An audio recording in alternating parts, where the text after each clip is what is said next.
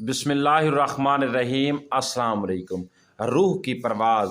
जब इंसान की रूह परवाज़ करने लगती है तो उसका मुंह खुल जाता है, होंठ किसी कीमत पर आपस में नहीं मिलते। रूह पैरों की तरफ से निकाली जाती है। जब रूह फेफड़ों और गुर्दों तक आती है तो इंसान की सांस एक ही तरफ यानी बाहर की तरफ निकलती है। यही वो वक्त होता है जब इंसान फरिश्तों और शैतान को दुनिया में अपने सामने देखता है।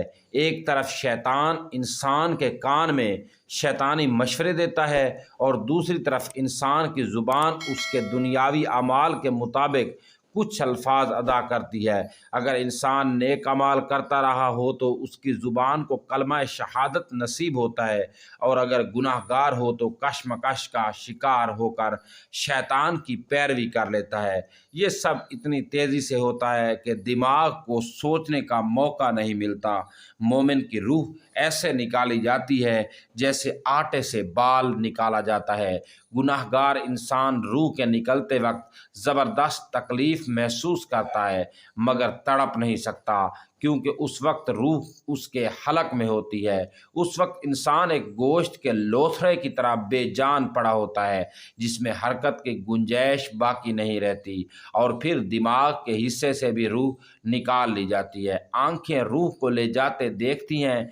यही वजह है कि मुर्दे की आंखें अगर खुली हों तो ऊपर देख रही होती हैं, या जिस सिमत फरिश्ता रूह कब्ज़ करके जाता है उसी सिमत होती हैं। फिर मौत के बाद का असल खेल शुरू होता है। अल्लाह पाक से दुआ है कि हम सब का आखिरी वक्त आसान हो और मरते वक्त कलमा शहादत नसीब हो। आमीन सुम्मा आमीन या रब्बुल आलमीन।